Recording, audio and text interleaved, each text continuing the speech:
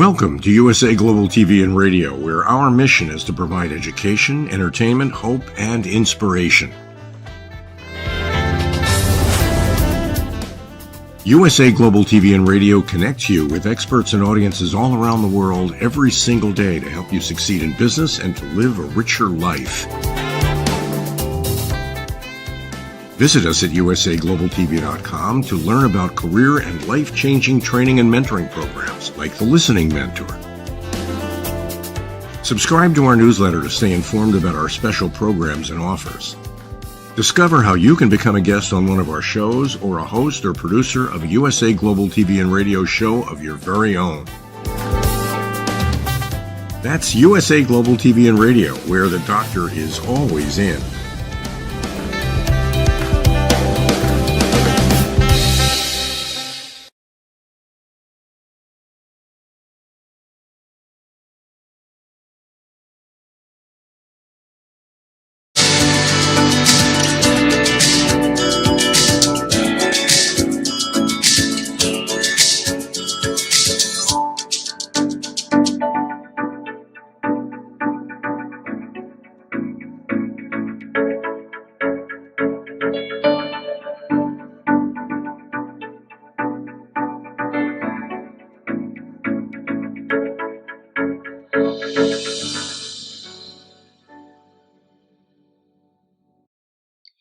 Hello, beautiful soul family, and welcome to Weekly Wisdom and Insights, your home for spiritually guided transformation and empowerment.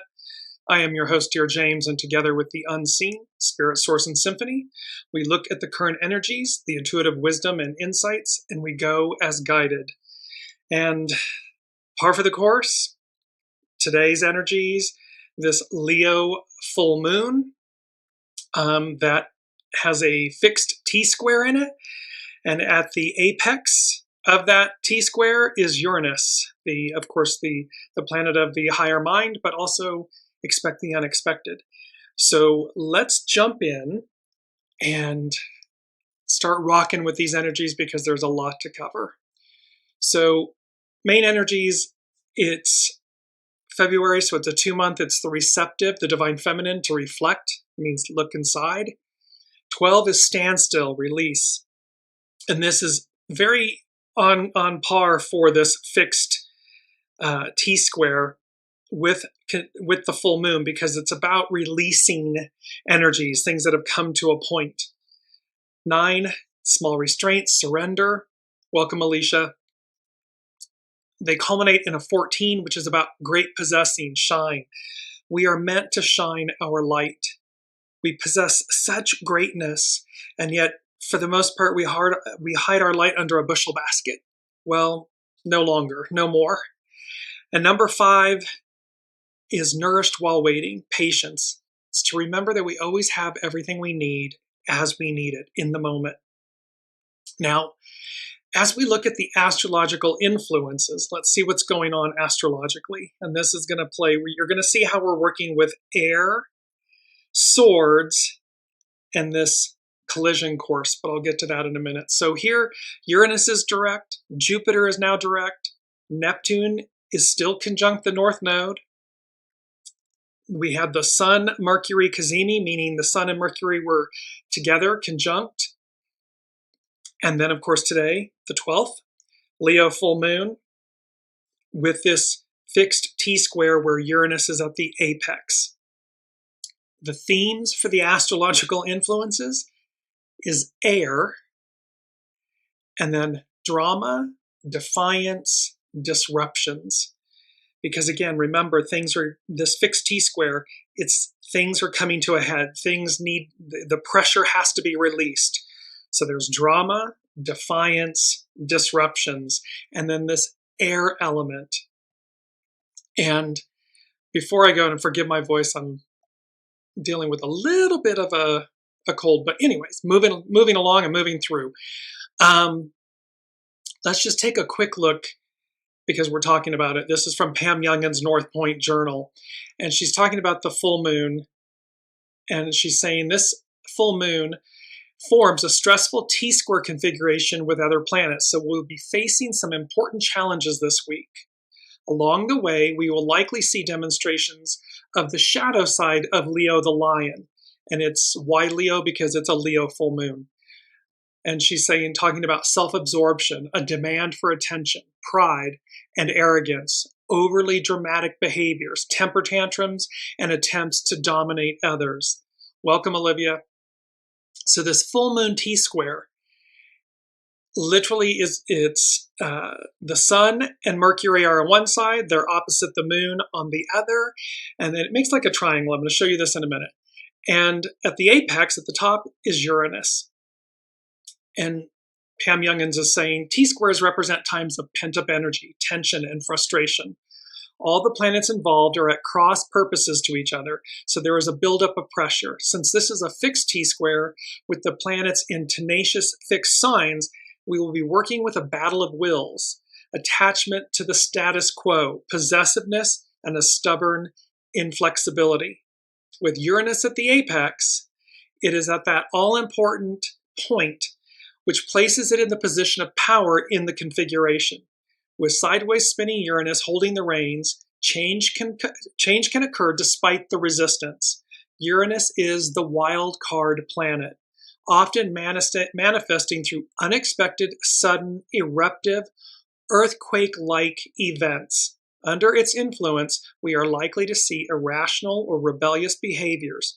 Cracks in the foundation are revealed.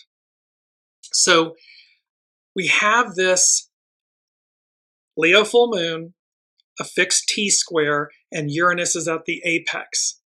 And so again, astrological influences, this air element, drama, defiance, and disruptions. Now, why air? Well, take a look here. Look at the inner circle, and this is the Leo full moon astrological chart. And you see the large red triangle, and then you see the blue line cutting through the top of it. That is the alchemical symbol for air. And you see that the tip, the point of the triangle, is pointing right at Uranus. And so that instantly said to me, air. Air, the element of air, is playing a role. And so before we get to our main theme, I want to go to the air element, just so we're going to set the stage. So remember, air, swords, collision course. So this is from Bernadette King on buildingbeautifulsouls.com. Air represents new life, power of the mind, and communication. And this is one of our first quotes by John F. Kennedy. We all breathe the same air. One could say we all bleed the same blood, but this is we all breathe the same air. And the element of air is a powerful teacher and divination tool. In Western esoteric and New Age traditions, the entirety of the world's energy has 5 associated elements, namely earth, air, fire, water, and spirit, known as ether. Each of these elements has specific vibrations and characteristics. The air element corresponds to the eastern part of creation. It symbolizes in that eastern part of creation. It's going to be important coming up with collision course. It symbolizes a vast network of vital breath, from the winds that brought the universe into being to the first cry of a newborn baby or first breath of life, known as Om. Where earth is fixed, air is most definitely fluid, movable. It's also connected to the mind, wisdom, spirits, and the soul. Classical Greek philosophy separated the air element into atmosphere, where we live, and a higher region above the clouds. When they wrote about air, it was about the lower form versus ether, something filled with light energy. In sacred geometry, the symbol for air is the octahedron, cementing the air element between fire and water alchemically. And we've been talking about air over water for a few shows now. This means that air energy can work with fire or water, and it can also become an intermediary or bridge between the two. In Hindu writings, the word for wind is Veda, which means to blow. There is also a second word, prana, that symbolizes the breath of life. Prana is the Father God, and his breath is one of the 5 sacred elements in this religious tradition. The element of air is an excellent representation of spiritual faith. Air reminds us that there is much more to this world than what we can see and teaches us that we must grow and change as the world does likewise. Air, and more specifically the wind, appears in a variety of divination systems.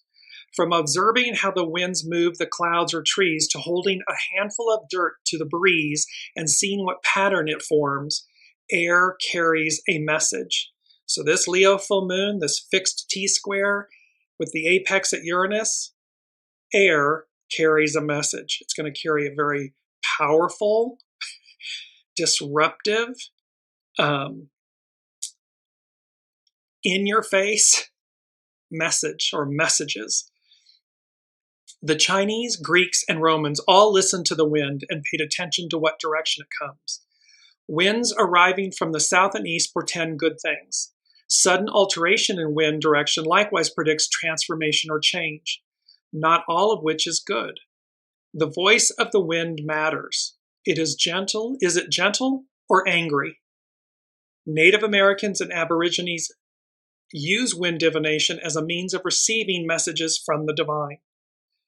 In the tarot, the wind element is represented by the suit swords. And let me just bring this up really quickly. Swords. And so in the center, we have the Ace of Swords. On the left is the King of Swords. On the right is the Queen of Swords. So here in tarot, the element that represents air is swords. As a mantra, the swords suit says, divide and organize, or divine and inspire. Swords, like the air element, often symbolize an epiphany, the proverbial aha, of our mental processes.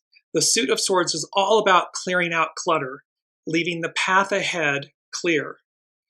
The counsel of the sword is that our opinions and thoughts, particularly when they manifest in word or deed, may bear two edges. So swords are about clarity, truth, cutting through the minutia, the illusion. And so here we have this air element we have that's associated with this Leo full moon. And then swords. And when I was looking at the astrological chart for the Leo moon, I'm just bringing it up again really quickly, and I saw and immediately this air kept coming back. And then, of course, and that's when I heard collision course. And so I sat with it. I knew exactly what they meant, the unseen, but I was like, okay, collision course. But before we get to that, here's collision course, a vast demonstration of choice. This is our main theme. And so skunk medicine, and I loved that. I giggled with skunk medicine, but it's collision course, a vast demonstration of choice. And then it was almost like of choices made. So it's both in the present and the past tense. So in essence, what are the choices we're making in the moment, in the present moment? And what is that culmination of all the choices we've made to this point, individually, collectively? So collision course, a vast demonstration of choices made, skunk medicine. And collision, a course or path that, if unchanged, will lead to a collision with another object. Going in a direction that will lead to a collision with another moving object, person, event, or tragedy. And then demonstration, because there was an emphasis on the word a vast demonstration. So it's about collision, this collision course, and a vast demonstration. An occasion when a group of people march or stand together to show that they disagree with or support something or someone. The action or process of showing the existence or truth of something by giving proof or evidence. So this can be both protest, demonstration, but it can also be the process of showing that something exists, truth. There's air, swords, clarity, Uranus, expect the unexpected. And so we have this aspect where these are this confluence of events and elements that are coming together. And I just want to go quickly to our mantra. Our mantra is, I am the light I seek. So as we're looking at a big energy moment here that's going to arc out, again, it's got a 6-month window. So is it most intense at the time of the lunation, the full moon today? Yes. However, the energies will arc out. But our mantra is, I am the light I seek. Air, swords, air representing listening to the divine, messages from the divine, from the unseen, swords, clarity, cutting through. And we had that, remember, this was our divine intervention, the age of Aquarius, clarity, resistance, and renewal. It was back on the 29th of January. So you can see how the unseen is threading these themes together for us as an ongoing, continuing journey. Well, let's get to the meat of the story. Let's get to the actual collision course. And this, because when that came, this collision course, a vast demonstration of choice. And then I had this awareness that it had to do with Master Jesus. And so I'm going to back up before we go to collision course, because the first thing that the unseen said, they said, the time for peace is over. Now that's a very powerful statement. The time for peace is over. And then they said, all hands man your battle stations. And then I remembered hearing this about Master Jesus didn't come for peace. He came with the sword. I'm paraphrasing, so let me give it to you in its perfected state. In Matthew 10:34, Jesus says, do not think that I have come to bring peace on earth. I have not come to bring peace, but a sword. Sword, air, this Leo full moon, Leo, the house of Judah, Master Jesus, the lion. This verse is often interpreted to mean that Jesus' teachings will sometimes cause division and conflict within families and communities, as people may choose to follow him over their own family members should their beliefs differ. Some scholars also see the sword as a metaphor for the spiritual battle against evil forces that Jesus came to confront. Context is key. While this verse seems violent, it's crucial to understand the broader context of Jesus' teachings, which emphasize love, forgiveness, and nonviolence. The sword is not meant to be a literal weapon, but a symbol of the disruptive power of Jesus' message. He was speaking truth to power, to the religious power, those in power, to the Roman Empire power, and he came with a very simple, pure message. Love. Go direct to the Father. We don't need intermediaries. Certainly not if they are, in essence, corrupt. With all hands man your battle stations. In the U.S. Navy, when you hear the phrase general quarters, all hands man your battle stations over the ship's loudspeaker, something life-threatening is possible.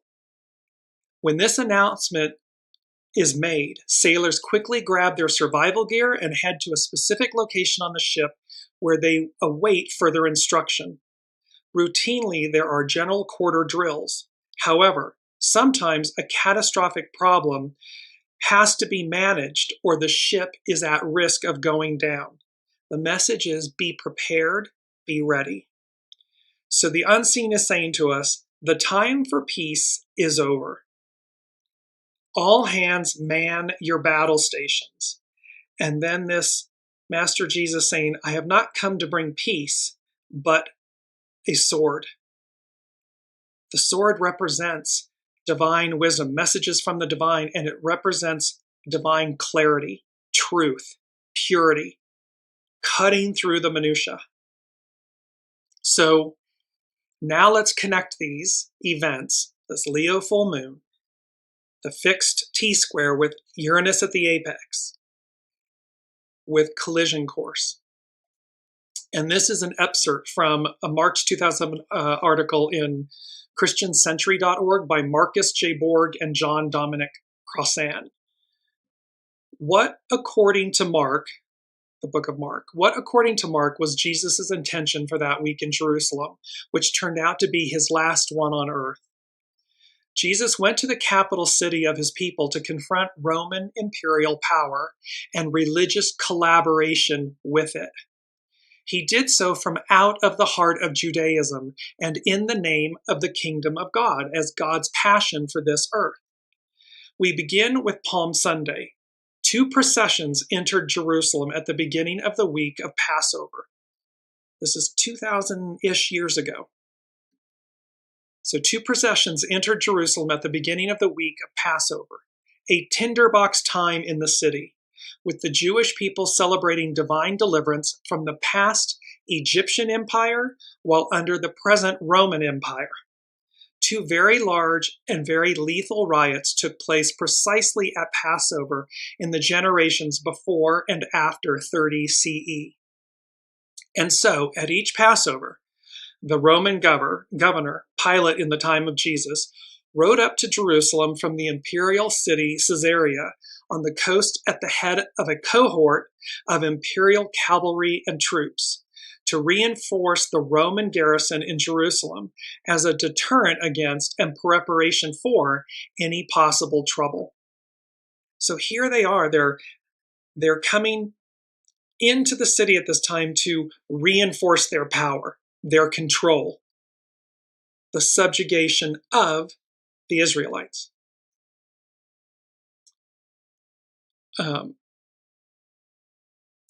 Pilate's procession, arriving from the west, symbolized and actualized Roman imperial power. Jesus entered the city from the east, air, the winds from the east. So Jesus entered the city from the east in another procession, a counter procession.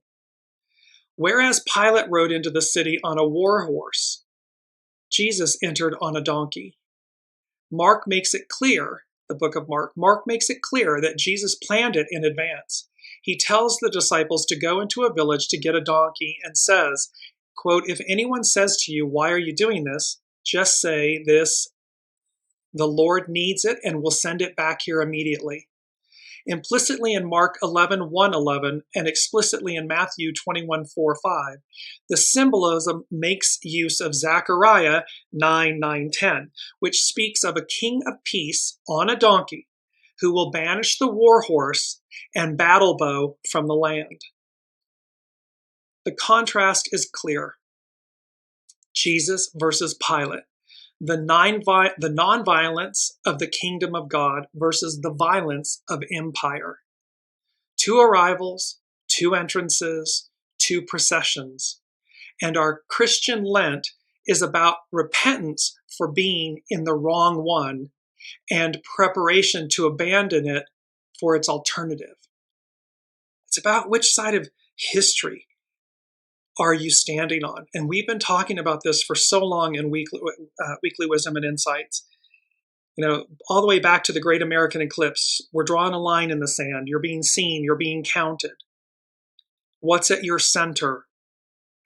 And here it is about that Lent is about repentance for Christians and so forth. For Lent, Catholicism, it's about repentance for being in the wrong one, in the wrong procession, and preparation to abandon it for its alternative. So it's literally the unseen God versus empire. Manly creation, earthly creation. So on Monday, Jesus' demonstration against Roman imperial power and violence is matched by one against the temple authorities, their role in the imperial domination system. Since 6 CE, they had collaborated with Rome as the rulers of Judea, a collusion that submitted God's temple to Roman control. Once again, the demonstration is very deliberate. Sunday evening, Master Jesus, he had entered Jerusalem and went into the temple. And when he looked around at everything, as it was already late, he went out to Bethany with the 12 apostles. You do not conduct public demonstrations late in the evening when few people are present to see you or protect you. He waited until the next day to overturn the tables.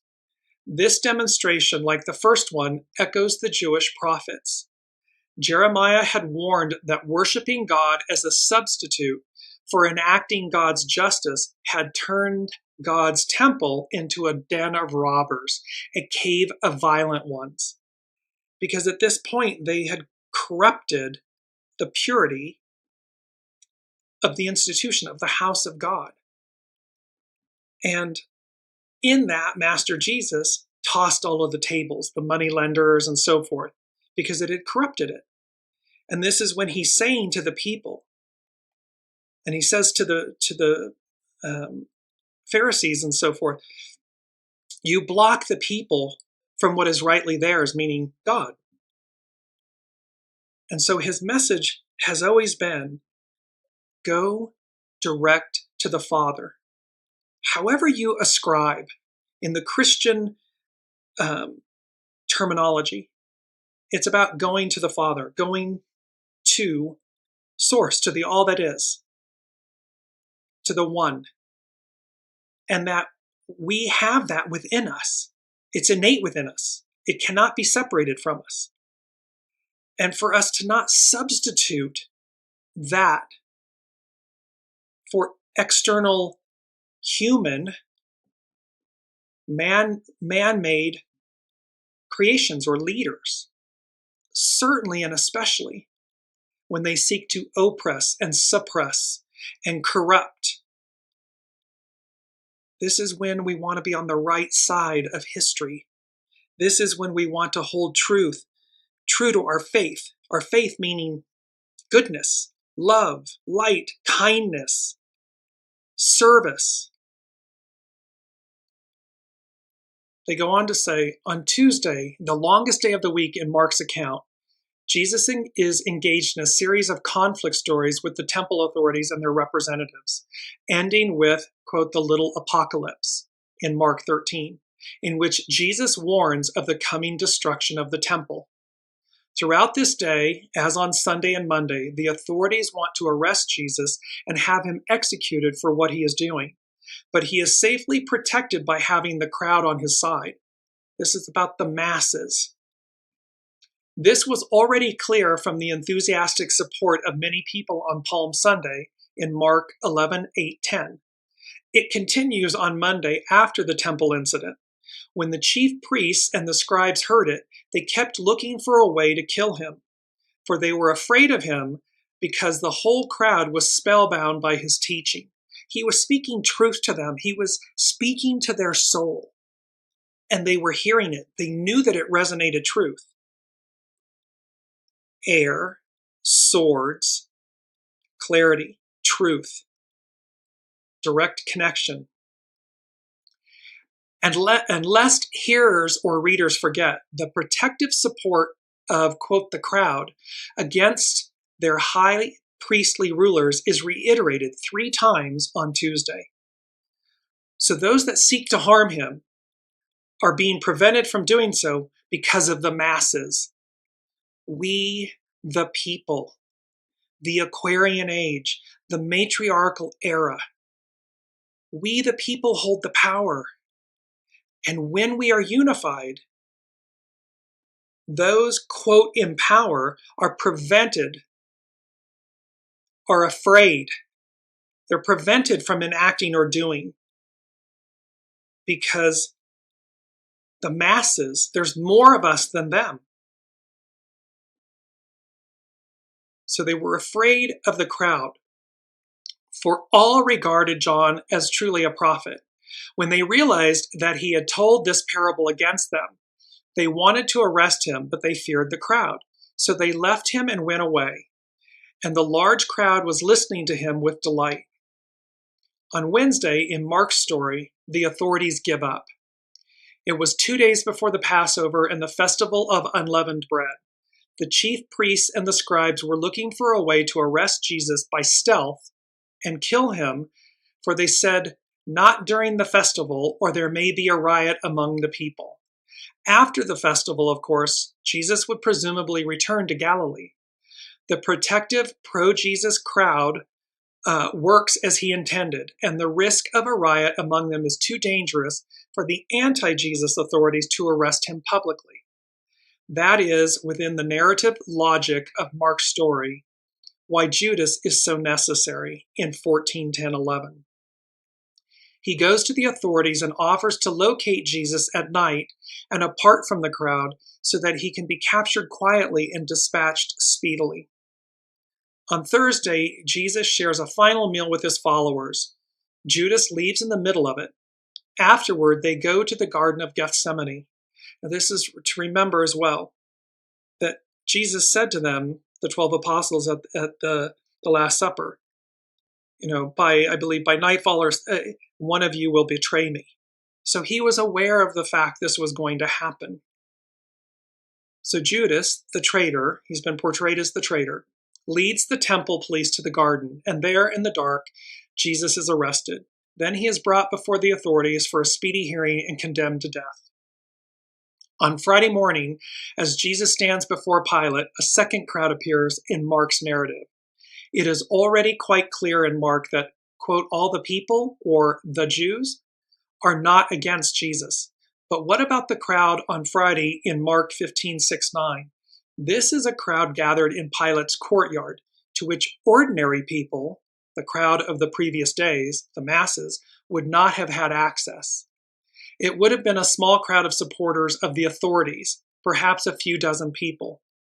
You see that those that are complicit, those that are effectuating and wanting to hold on to power, fearing for their power, their authority. And they're fearing it because Master Jesus is awakening the masses. He's inspiring them to hear God, source, the all that is, the unseen, your soul source connection.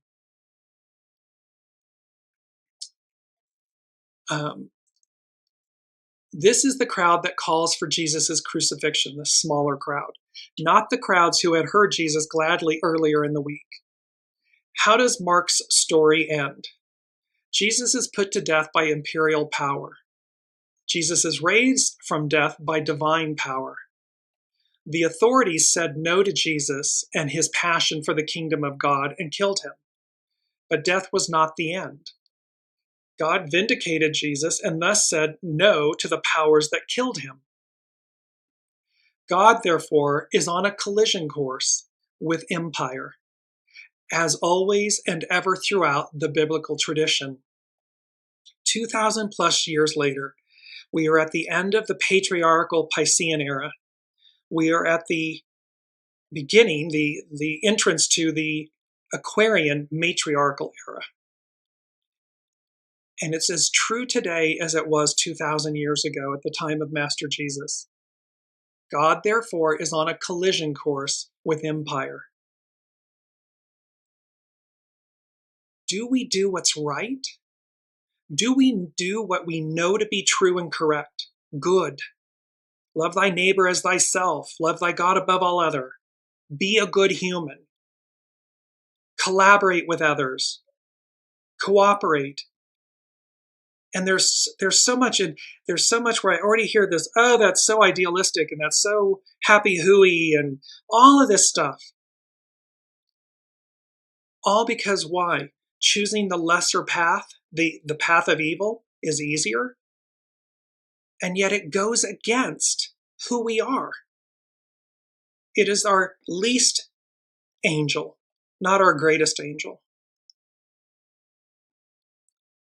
So they conclude this with, we ponder all of this very deeply during Lent, when liberals sadly and conservatives gladly proclaim our America not only as an empire, but as the new Roman Empire.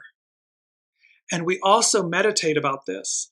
The Jewish historian Josephus's Jewish Antiquities summarizes the execution of Jesus by saying, quote, Pilate, upon hearing him accused by men of the highest standing amongst him, the the Pharisees, the temple priests, had condemned him to be crucified. But Mark adds something else. In his account, it took a Roman governor named Pilate, an aristocratic high priest named Caiaphas, and a Christian traitor named Judas to effect Jesus' execution. There are many examples throughout history where it was not one person. It was all of those that supported that collaborated in darkness, evil. It was not just one. The moral of all of this, which is part of this article, is whoever wants to be first must be last of all and servant of all. So also, whoever wishes to become great among you must be your servant, and whoever wishes to be first among you must be slave of all. That is also how Paul understood dying and rising with Jesus to live as a new creation within this aging world. See, it's about love and humility and service. Those in positions of power, whether it be industry, business, government, institutions, whoever wishes to become great among you must be your servant. They must serve the people. And whoever wishes to be first among you must be slave to all. Whoever wants to be first must be last of all and servant of all. It's noblesse oblige. The royalty had an obligation to their constituents. Welcome, Kiki. And so this message has not changed. The humility demonstrated by Master Jesus 2,000 years ago, and the arrogance of the empire and the institutions that there's a word I'm looking for. It's the negative word, but in this collaboration.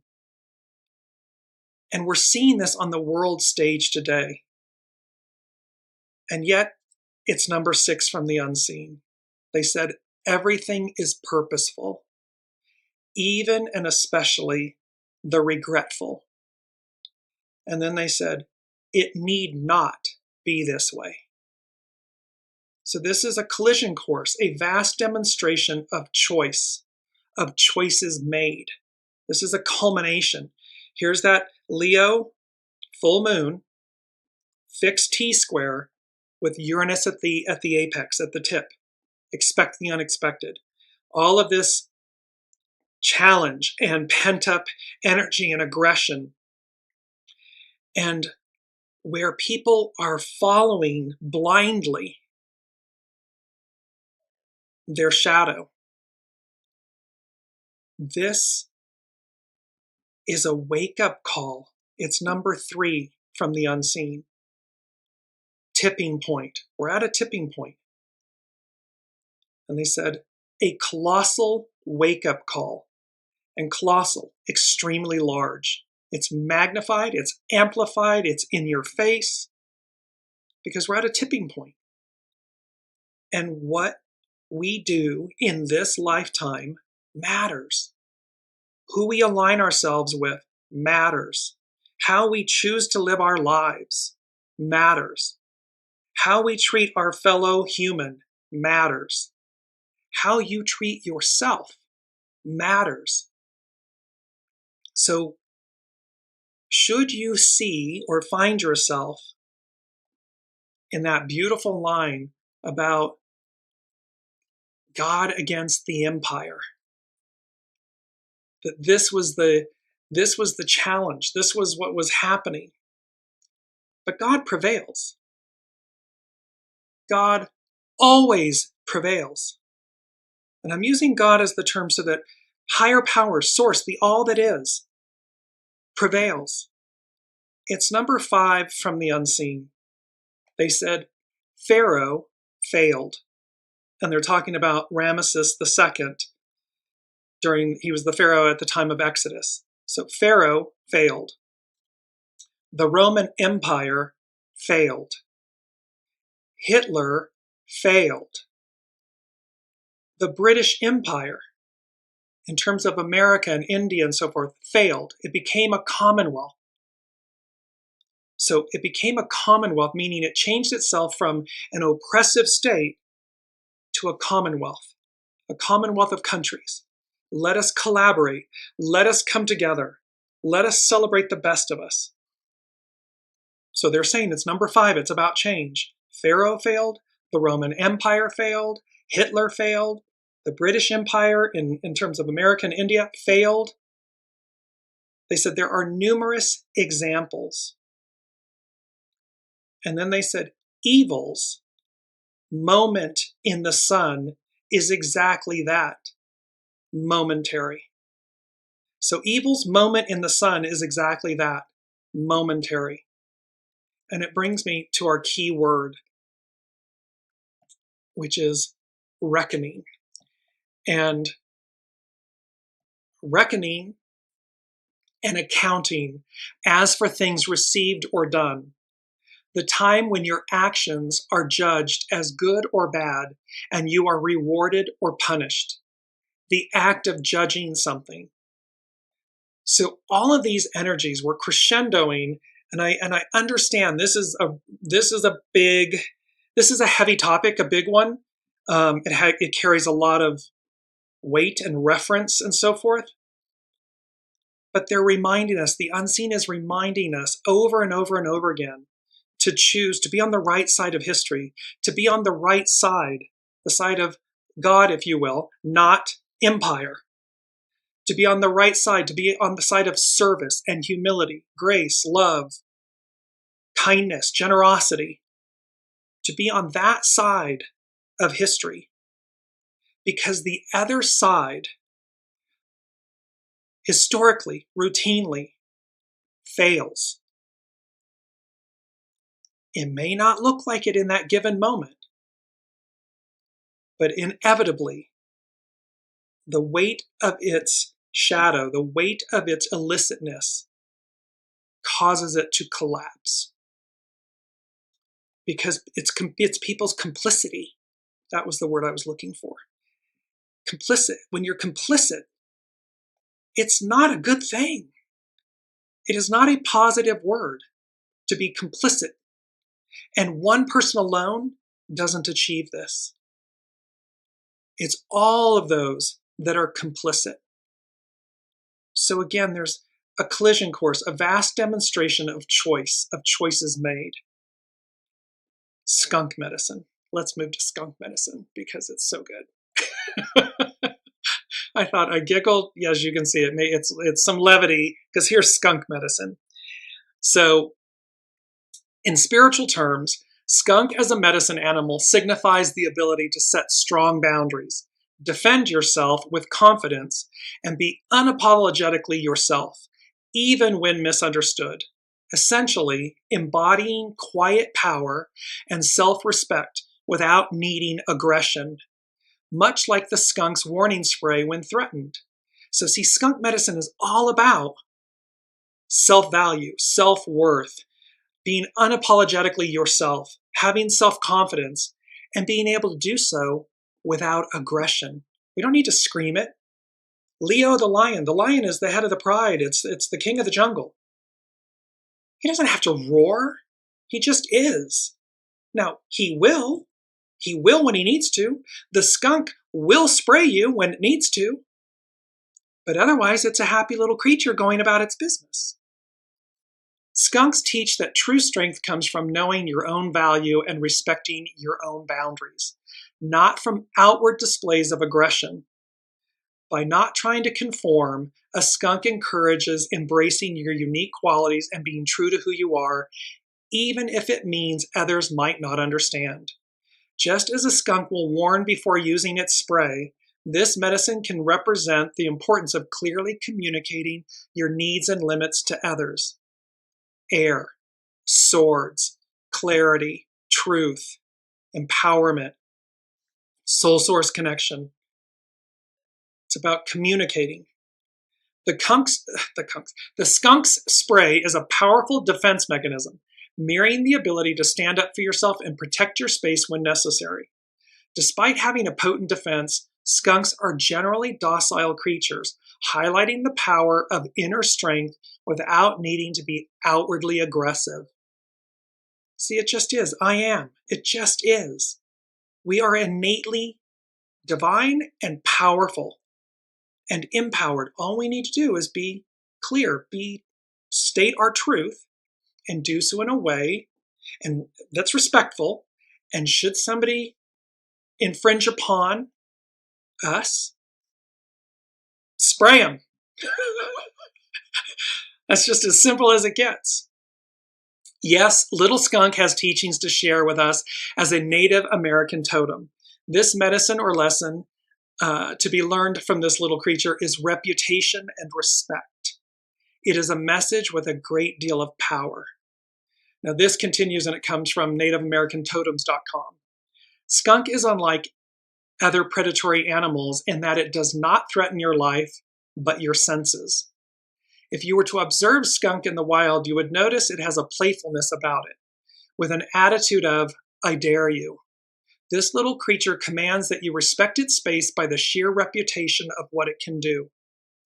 It's silent empowerment. It's silent self-confidence. It just exudes it. People can see.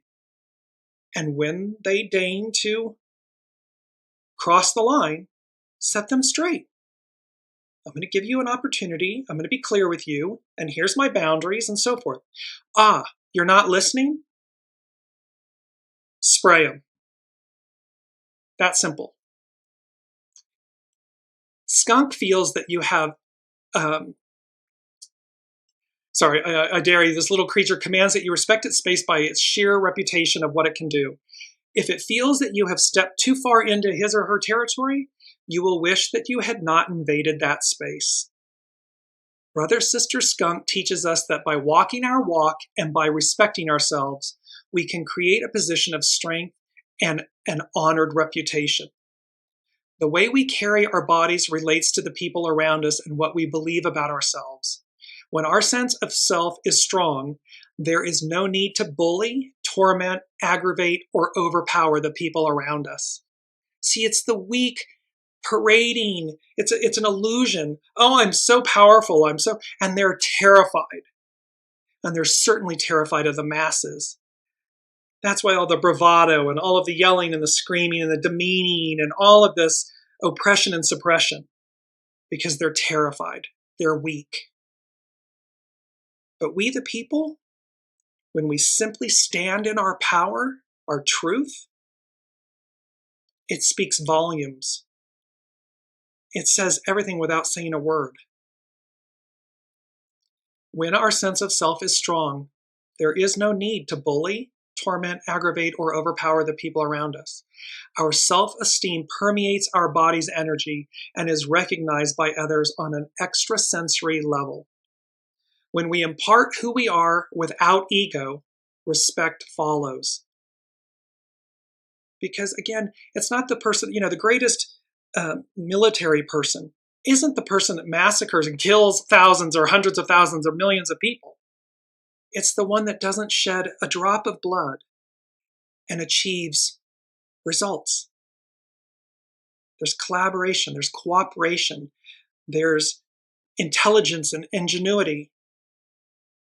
There's compromise, there's seeing so that the sacredness of life is not spilled, is not sacrificed. Our self-respect repels those who are not of like mind and attracts those who are walking the same pathway. Skunk uses its odor to attract its own kind and to repel those who choose to invade its space. The medicine or lesson of skunk is to learn how to handle our energy flows. This is about how we handle ourselves and what side of the line are we on, what's at our center, and then hold to it. our body language or reputation is the personal medicine that others observe. The way we use our energy will attract either honor or disgrace. What we believe about ourselves can offer great protection when we walk tall and respect ourselves and others. This is back to Master Jesus. Respect, service, humility, love, kindness, generosity. This message is coming over and over and over again. And in our second quote, failure and success come to test the depth and nature of your sincerity. It's about the depth and the nature of our sincerity. Are we going to walk the walk? Are we going to talk the talk? Are we going to stand up and speak truth to power? Are we going to do what's right and stand up for what's right? This is where Kiki is saying, well, people wake up and see they worship a false god. This is why. When you worship the empire, currency, whether it's the almighty dollar or the almighty yen or the almighty franc or whatever it might be, or the almighty pound, when you worship something, when you don't realize that everything that is man-made has come from source. And when we fail, we talk about original intelligence versus artificial intelligence. People are clueless about original intelligence. Where does all of this creation, all of these advances, all of this amazing technology, all of these things, it comes from original intelligence, source. And yet, we ascribe, no, that's from me, I did it. Or no, they did it. Or no, artificial intelligence is going to be the way. It's going to know. It's artificial. It's in the name. It's not live or Memorex. It's not live. It's artificial. It's secondary. And so again, to Kiki's point, look at how when we worship in her, the false god or the wrong god, look what happens. And then all those that are complicit in it. And they do it all because what do they want? Wealth and control and power. For what? You don't take it with you. We talked about that in the last show. But what you do take with you is all of those actions, all of those thoughts, all of those words, all of those deeds.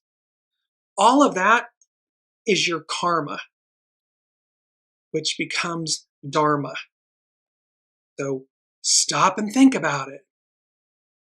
Yes, Olivia's saying at least they named AI correctly, yet they don't even see it because, again, here's this construct of somehow, the wealthiest people do you think you did this? You alone, you amassed this. Of course you didn't. That's a fallacy. It's an illusion. And here's Collision Course, a vast demonstration of choices made in skunk medicine, telling us we're at a tipping point, a colossal wake-up call. Because the time for peace is over. All hands man your battle stations. Because Master Jesus said, I have not come to bring peace, but a sword. He came to bring clarity, truth, reality, realization, a wake-up call to the people. Wake up. Go direct. And anyone that's in alignment with that, any institution, organization, religion that is in alignment with that, by all means, rejoice, celebrate, participate. However, if it's oppression, suppression, keeping you marginalized, keeping you down, keeping you restricted, blocking you, preventing you, it's not the right side of history to be on.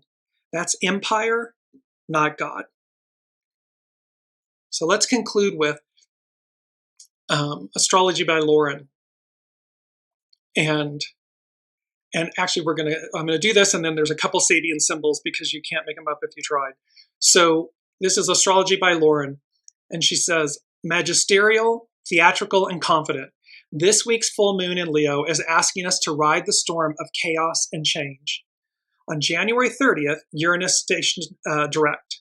As is the case every time Uranus stations direct, it is followed a few weeks later by a square to the sun. A square is a confrontational aspect. So we're talking about these squares. This is usually when the restlessness for change and churning creative ideas that were marinating during the retrograde phase are now ready to be unleashed.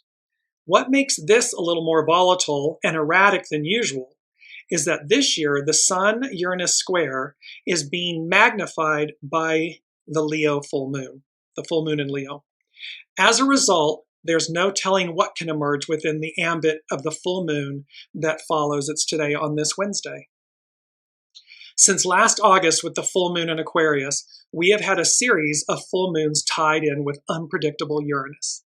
Uranus is all about change.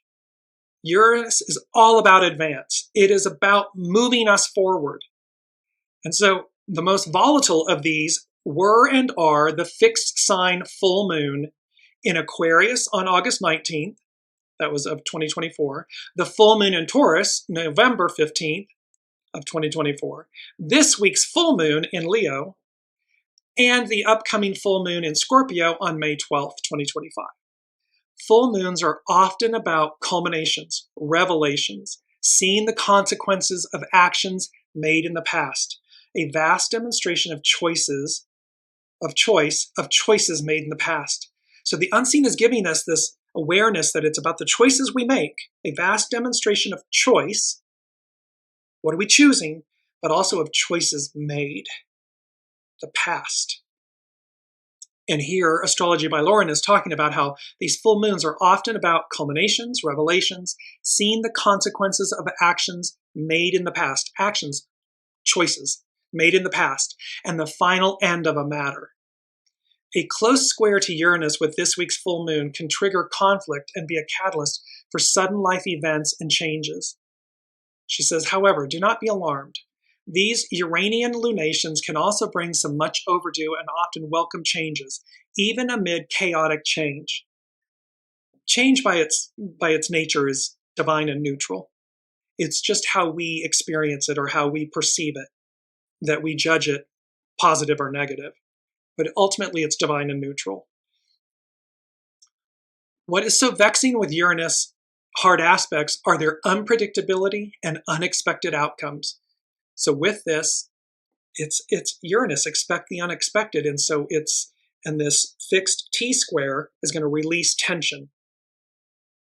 Uranus abhors stagnation. If we are totally resonating with the whole Uranian vibe, then we will be the ones pushing for change, raising the fields and seeding chaos in our wake. But if we are the types to languish in the comfort and predictability of the status quo, and we happen to get tagged by Uranus, that's that cosmic 2x4, that slam, it can leave an indelible mark. You'll only do it once. You'll only not listen once. Because when it knocks you down and rolls you up and spits you out, it's not pretty and it's not fun. And the entire time, you would have known to do something or not to do something, and you just didn't listen. You failed to do either of which of the two. So it leaves an indelible mark. This can feel like we have just been thrust out of the safety of our nest. We lost that job that seemed so secure. The landlord tosses us out the door. All our dreaded secrets are exposed. Yet what can be most surprising with Uranus is that even what may feel like catastrophic changes and events when Uranus comes to call can also open us up to new opportunities that we would not have previously considered. See, this is where the fear is. The patriarchal Piscean era, the rule, they're terrified. They have been in control for 2,000 plus years. And in essence, heaven forbid that a woman, a minority, a LGBTQ person, something other than themselves would have a seat at the table, would be their equal. That means I'm giving up power. That means I'm not in charge. That means I'm not dictating. but this is the end. This number 4 from the unseen, and it's number 4, it's foundational. They said, you've reached the end, ... Time for a new direction, a new pathway. So we're all individually and collectively, in our individual lives and collectively, we are being asked to look at, because we've reached the end. There is a new way, there's a new direction, there's a new era. And thus, if you're cleaving to the old, cleaving to a relationship, cleaving to, a job, cleaving to a way of life, a title, a label, an identity, if you're cleaving to it, Pharaoh failed, the Roman Empire failed, Hitler failed. There are numerous examples. This too will fail, this clinging to the old. It's going to fail, it will collapse. Why? Because it goes against God. It goes against the arc of destiny. It goes against what's before us. It's just that plain and simple. So this is a wake-up call for us to be individually and collectively, come to our truth. Are we going to walk the walk, talk the talk? Are we going to embrace the new? Because again, it's about new opportunities. Uranus brings new opportunities that we may have not previously considered. Astrology by Lauren, she concludes, and so these full moons can also be catalysts from which great movements can emerge. Positively, Uranus weather brings us the willingness to take chances, to try new things and experiment with innovative ideas. Even if we don't personally go out to seek the things of Uranus, excitement, the freedom to embark on a new path, opportunities for creative expression and greater authenticity, it finds us. See, even if we don't go looking for it, it's going to find us. It's going to come. And again, you'll know, you'll hear it. You'll know to do something or not do something. And it's just to simply walk the walk, talk the talk, use skunk medicine, butterfly medicine. We've had a lot of these beautiful animal medicines, these animal medicine totems. They are so powerful.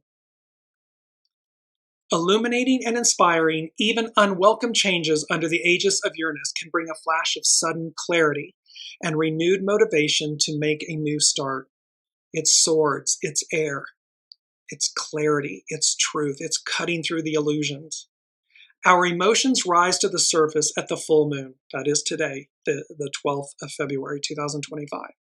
So, although this moon could be very illuminating, it can be subject to impulsive actions and volatility. Therefore, wait until after the full moon to make any major decisions or have those important discussions. Uranian moons can bring out new information, and you will want to process all that before leaping in or jumping to conclusions. So in essence, sit with it. You're going to have the awareness, the knowings, or you've been knowing what to do. Allow it to sit there and then be ready to execute, ready to take action, or inaction as it may be, in the days following the full moon. Full moons are usually strongest as we approach them. Therefore, wait until after the full moon on Wednesday, the 12th of February, to make those major decisions. Start anything new or go in a new direction. So it's about waiting to make these changes and it happens. And then she concludes with this, the full moons of August 19th, 2024, November 15th, 2024, February 12th, 2025, and upcoming May 12th, 2025. With this series of Uranian full moons, rules are being broken or ignored. Plans are being disrupted. Sudden events change the landscape, and the status quo is becoming upended. However, there can also be opportunities to take a step forward even amid all the chaos. Our evolutionary growth as a humanity is riddled with growing pains right now, but which can also accompany extraordinary opportunities for growth and change. We are waking up.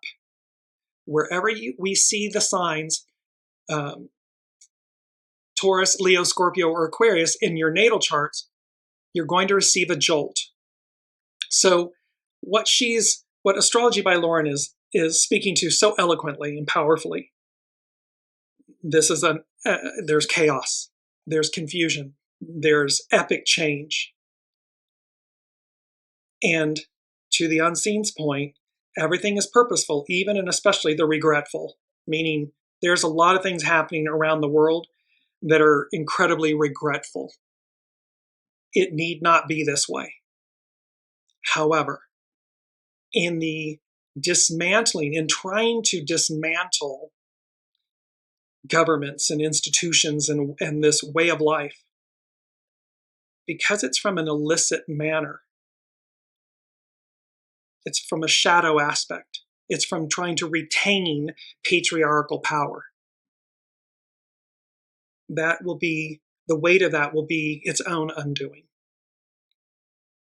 Because the people, the masses, 8 billion souls on the planet, the vast majority, all but the vast majority, are hardwired to proceed, to go before them, to see what's new, to keep co-creating anew.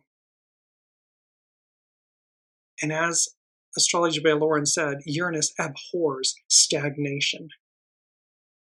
Well, trying to go backwards, trying to stop time, that's stagnation. And Uranus abhors it. And it's the higher mind. So we are in these, as I've said, I'm going to show it again, turbulent times. There's a lot of tower moments. Be proactive, be on the positive aspect and the positive side of any tower moment you may experience. It's all about 555. It's about change. It's about the Hanged Man. It's about new perspective, seeing things anew, the butterfly, complete transformation, not just renewal, but complete transformation. And as we do so, it's the Hermit and the Star. The light in the lantern of the Hermit is the star from the star card, ruled by Aquarius. And thereby, it's going to illuminate your next steps. Take this step, go this direction, make that call. Do this, don't do that. Walk with the absolute, and skunk medicine, with all that self-confidence and ability. Walk like the Hermit, knowing that that star, the star of illumination, the Eastern Star, is the one that's guiding you forward, so that you're taking the steps and that you're on the right side of history, of time. You're on the right side. That's the bottom line. So there we are. Heavy, big show. Thank you for bearing with me.